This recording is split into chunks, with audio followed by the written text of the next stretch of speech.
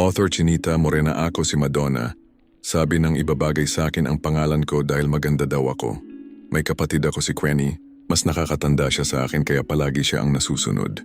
Madalas kaming pagkumparahin ng kapatid ko dahil sa pareho daw kaming maganda. Pero mas maganda naman daw katawan ng kapatid ko. May kukumpara mo kasi siya sa isang sikat na artistang si Joyce Jimenez. Samantala ako chubby pero maputi naman. Palagi akong nainis sa mga tao dahil sa ginagawa na yata nilang negosyo. Ang pagkukumpara sa amin, madalas din kaming nag-aaway ni ate. Pero nauuwi lang din sa pananahimik ko. Palagi kasi akong talo paano mas matanda siya sa akin.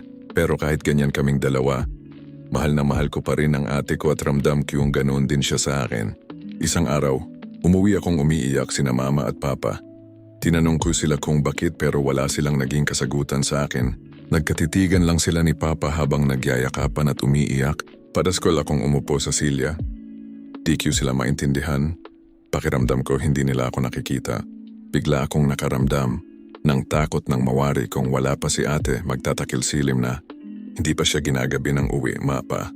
Agad namang nagkalasan ng yakap sina mama at papa. Tumingin silang dalawa sa akin. Madonna anak, sana matahimik ka na. Pupuntahan namin ang ate mo sa hospital. Hospital?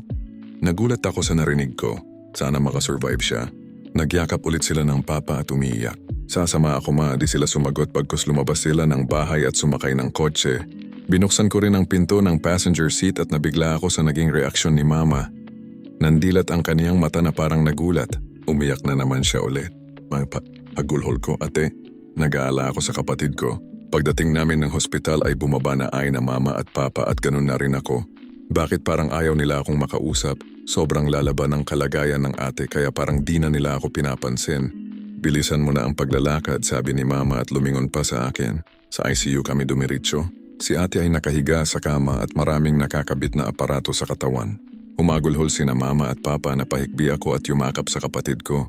Maya 2 weeks naramdaman ko ang pagyakap ni na mama at papa sa amin ni ate. Samantala biglang nagsalita ang doktor.